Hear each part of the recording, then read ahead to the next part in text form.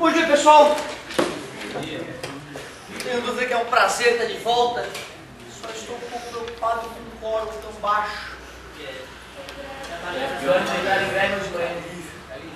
Então não é nada sobrenatural, certo? Um motivo óbvio, fico aliviado.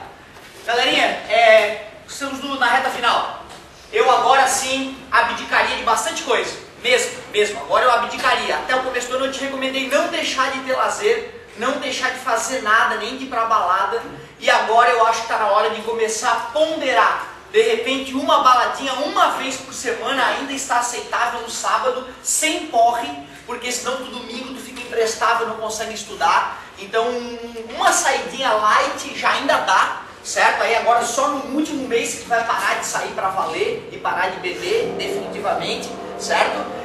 Mas ainda dá para sair uma vez por semana, certo? Só que agora já não dá mais para não estudar um pouquinho todo dia. Né? Quem não fizer essa opção está começando a sair fora mesmo das possibilidades reais de passar na UFSC ou UDESC. São as duas faculdades que realmente valem a pena ser feitas aí. Né? O resto é meia boca. Claro que pode fazer um grande curso na particular. Falamos sobre isso.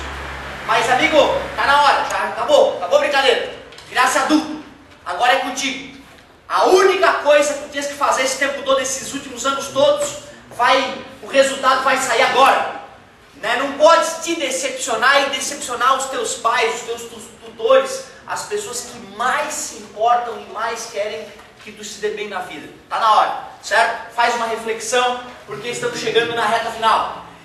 Pessoal, nós terminamos falando de lentes esféricas, falamos a classificação, bordos finos, grossos, convergentes, divergentes, os elementos, raios característicos, chega paralelo, sai pelo foco, chega pelo centro óptico, passa reto.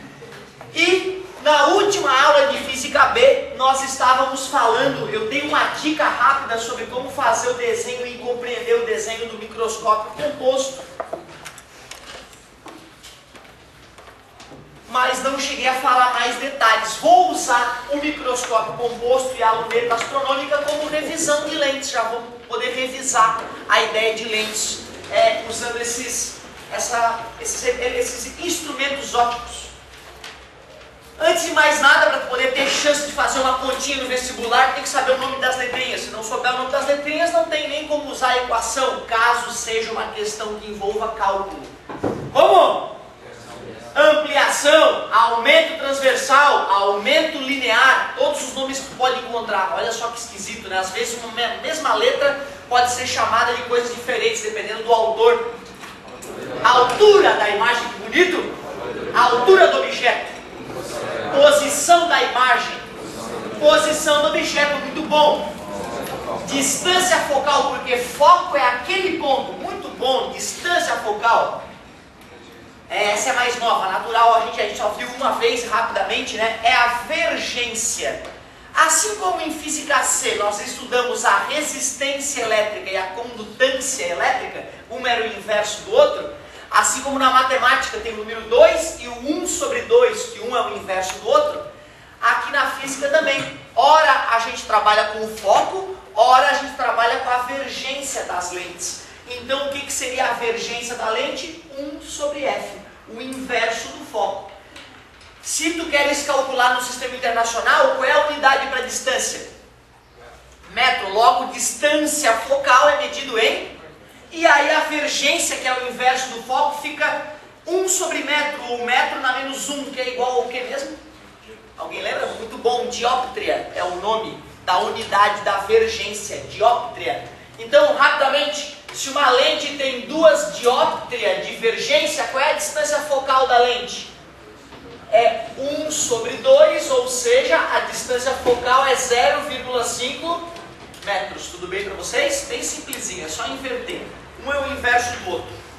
Assim como o período e frequência também, que a gente já viu. Beleza? Só uma bobagemzinha. Ah, meu Deus, o que é aquilo ali? N da lente, o que seria o N? Índice de refração. Relembrando, o índice de refração de um material é a velocidade da luz no vácuo dividido pela velocidade da luz neste material. Exatamente, índice de refração.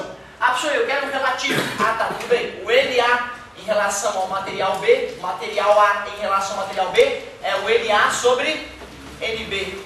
Tu vê, né, cara? Eu queria fazer uma revisão mais pontual, mas tive que voltar um pouco mais atrás. Olha como tudo está entrelaçado. Se tu te sente desconfortável com alguma aula do passado, elas estão gravadas, procure ela no canal, pega a tua apostila, dá uma revisada, te cura daquele negócio no passado, vai vir forte agora aqui para o presente. E esse? Isso, índice de refração do meio, N do meio.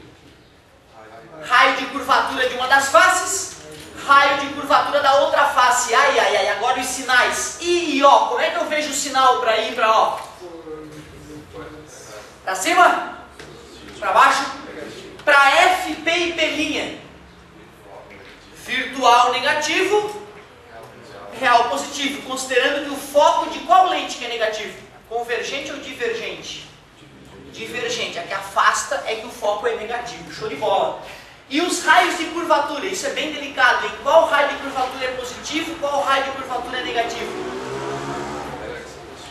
Parabéns, galera! Uma lente como essa, por exemplo, que é biconvexa, ela tem um foco positivo, porque ela é geralmente convergente. Se ela é feita de vidro imersa no ar, né, ela é geralmente convergente, aproxima os raios de luz. Para esse foco dar positivo, já que divergência é o inverso do foco, para esse resultado ser positivo, já que isso aqui dá uma resposta positiva como foi visto, esses valores têm que ser positivo. Se a face é convexa, o raio de curvatura é positivo. Se a face é cavada, se a face é côncava, o raio de curvatura é negativo. E se for uma côncavo convexa ou convexo côncava? Uma delas o raio é negativo, essa que está cavada, e a outra é positivo, sem problema nenhum. Beleza, revisões bem importantes. Aliás, equação dos construtores de lentes, é assim que essa equação é conhecida por aí. Último detalhe antes de ir para os nossos instrumentos ópticos. Se nós temos várias lentes e vamos fazer uma justaposição delas, o que seria uma justaposição? Encostar uma na outra, fazer um acoplamento de lentes. Qual é a vergência resultante? A vergência resultante ou equivalente é a soma das vergências de cada lente que tu justapôs, que tu acoplou, beleza? Então nada demais até aqui. E para a gente revisar a parte gráfica, né, vamos dar uma olhadinha como é que funciona o microscópio composto. Tu vê, alguns anos atrás não havia esse estudo, só em alguns livros mais aprofundados sobre ótica o autor trazia lá um estudo de um instrumento óptico qualquer. Mas recentemente caiu em alguns vestibulares comentários sobre isso. E tu sabe que no vestibular nada se cria, tudo se copia. E aí outros vestibulares começaram a aparecer questões sobre esse instrumento. Nada mais justo a gente dar uma estudada mais profunda nele, para caso caia algo sobre ele, a gente consiga responder.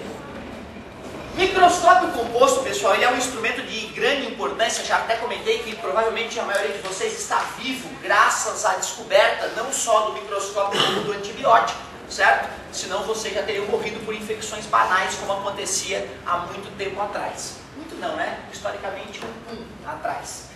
Galerinha, ele é composto, então, esse instrumento de suma importância para a humanidade como está agora, por duas lentes de que tipo, se eu desenho desse jeito?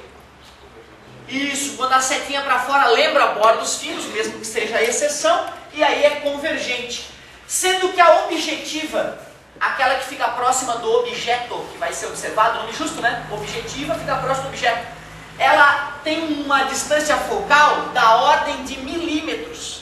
Por isso é delicado construir um microscópio, precisa de uma máquina precisa para fazer, né, uma distância focal de milímetros ali na lente. Lembra que as lentes convergentes, se a luz, né, vem da esquerda para a direita, o foco objeto fica na esquerda, o foco imagem na direita. Afinal, ela é convergente. O raio que chega paralelo sai pelo foco imagem, já que vai formar a imagem, vai ser convergente. E a outra lente, que nesse caso a gente desenhou afastada, e originalmente era sempre afastada uma da outra, só que aí com o passar dos anos eles viram que enrolava uma poeirinha qualquer aqui, ó, e aí dava aberrações ópticas na hora de fazer as observações. Via lá uma mancha, que era uma bactéria, e era uma mancha, uma poeira que estava flutuando ali no meio. Aí, modernamente, eles começaram a justapor essas lentes, encostar uma na outra, para evitar que sujeira fique ali no meio, ou que alguma coisa estrague ali no meio e o instrumento fique ruim. Então, nós vamos estudar e desenhar as lentes afastadas. Modernamente, as lentes são justapostas, encostadas uma na outra. Vamos pegar um objeto aqui não muito grande, né? Vamos pegar um objeto pequenininho e ele vai estar praticamente encostado na lente ali. Vamos colocar ele bem próximo da lente. E vamos desenhar a imagem para esse objeto. O raio que chega paralelo sai pelo foco, o raio que atinge o vértice passa reto, né?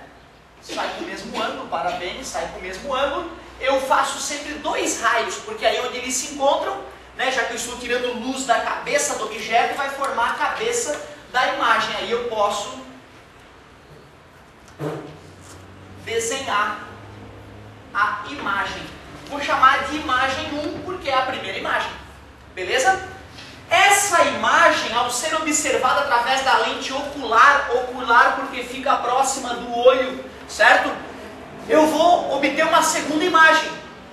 Vamos de novo. O raio que chega paralelo sai pelo foco, imagem.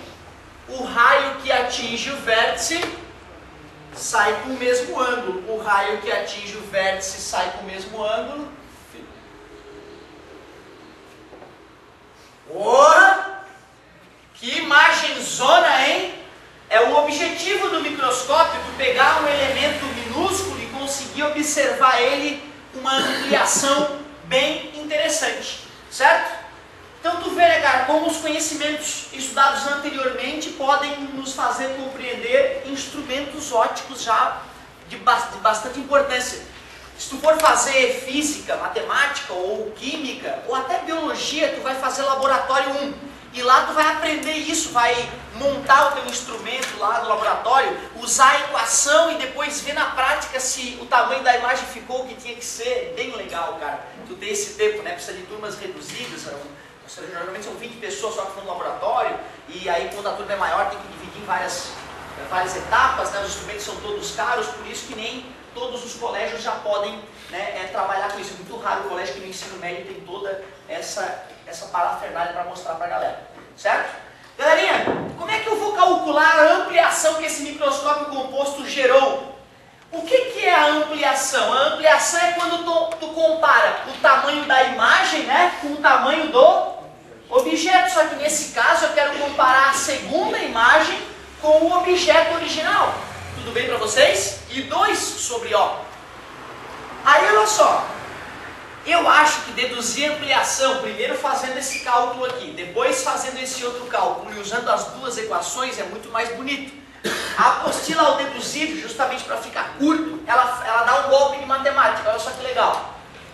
Vocês concordam que eu posso multiplicar essa fração por I1 sobre I1 sem alterar o valor dela? Porque quanto é I1 sobre 1? 1, né? E 1 vezes qualquer coisa não altera em nada. Então é justo eu fazer essa multiplicação. E aí eu vou escrever assim, ó, ampliação é igual I1 sobre O, porque eu posso mudar a posição desse com esse, né? Afinal, a ordem dos fatores não altera o produto, vezes I2 sobre I1. Mas dá uma observada, o que é I sobre O? Não é a ampliação que essa primeira lente gerou?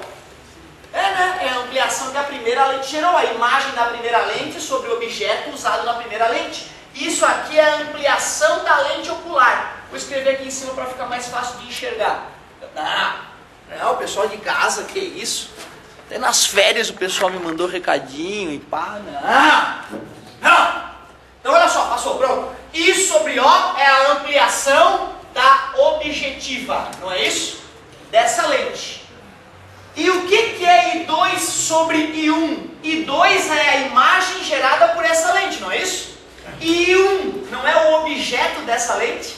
Então quando eu faço I2 sobre I1, eu estou calculando a ampliação da ocular. Então para tu calcular a ampliação gerada no microscópio composto, basta tu multiplicar a ampliação da objetiva pela ampliação da ocular. O que é intuitivo, né? Aí às vezes o aluno fica triste, porra, o cara falou tudo isso que podia falar, amigo, pega essa ampliação, pega essa, olha lá, multiplica. acabou, é a ampliação do microscópio. Não, mas aí eu não te expliquei nada, não te provei por que é isso, tá? Show de bola. É claro que eu não posso ter toda essa calma sempre.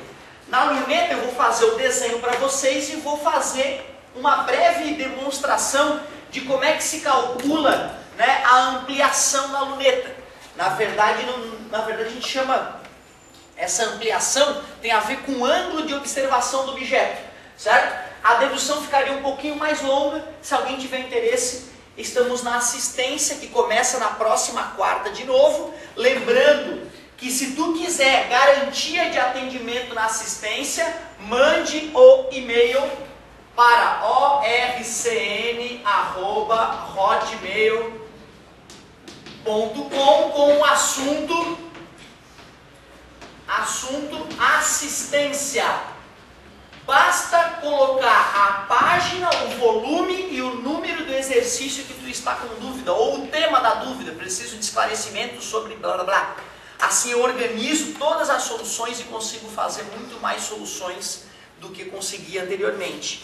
Mesmo que tu não venha na assistência, se tu me mandar a pergunta, eu gravarei a solução do teu problema e colocarei no meu canal com volume, página e número. Fica bem óbvio de achar. Beleza? Certo?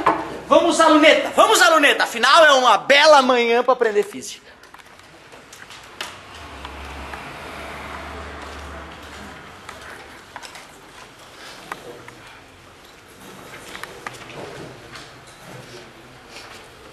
Galerinha, olha só. O caso da luneta aqui, luneta astronômica, né? Vamos botar o nome completo da criança. Tem gente que usa para outras funções. Usa a luneta mais na vizinhança aí, mas aí cada um com a sua cara, né? Essa aqui, o objetivo dela é, obviamente, estudar os astros. Outra criação de suma importância para o homem entender, né, em que lugar estávamos no universo. E já que eu vou olhar para um objeto que está extremamente distante, eu posso dizer que ele está praticamente no infinito. E se eu vou olhar um objeto que está praticamente no infinito, os raios que vêm dele chegam aqui na Terra praticamente paralelos. É um conceito geométrico, uma ideia geométrica que hoje, antes de falar da cura dos problemas do olho humano, eu quero voltar a falar para vocês. De repente, ó, imagina lá de novo, o objeto, quantos raios de luz saem do objeto? Infinitos, né? A gente diz que é infinitos, embora a gente saiba que é um número muito grande, difícil de ser possível, mas difícil de ser calculado e expresso. É um número muito grande de raios. Se eu olho o objeto de perto, raios que estão ainda se afastando com um certo ângulo podem penetrar na pupila. Então, se eu olho um objeto de perto, alguns desses raios que entram no meu olho ainda estão claramente se afastando. Porém, quando eu olho o objeto um pouco mais de longe, os raios que vão penetrar no meu olho vieram todos de uma mesma região. Afinal, a pupila, a parte escura do olho, que é onde penetra luz no olho, tem um diâmetro minúsculo, né? Mesmo no escuro, quando está dilatado, o diâmetro da pupila não é grande coisa. Imagina quando eu estou observando um objeto que vem lá, a luz está vindo lá de longe. Se a luz que entrou no meu olho veio daquele ponto objeto, é porque praticamente toda a luz veio de um único ponto, né? Para os raios minúsculos estarem paralelos e poderem penetrar no olho. Os raios que estavam se afastando, como esse e esse, já se afastaram demais para penetrar no meu olho tão pequeno. Tudo bem para vocês? Então, quanto mais distante eu observo um objeto, mais paralelos são os raios de luz que penetram no meu olho. Faz sentido? Esse conceito é indispensável para tu entender a continuação da aula. Show de bola! Estou olhando lá de longe o objeto, então a luz que vem do objeto chega na primeira lente, a objetiva, praticamente paralelo. E o raio que chega paralelo, vocês já estão cansados de saber que... Isso. Esses raios, quando forem se encontrar no foco, vão desenhar o objeto no foco, né? Esse objeto vai ficar absolutamente pequeno ali no foco. Eu, por motivos didáticos, vou ampliá-lo ali. Esse, então, é a imagem, na verdade, a primeira imagem. o objeto estava lá no infinito e a imagem vai se formar bem no foco. Os raios que chegam paralelo saem pelo foco.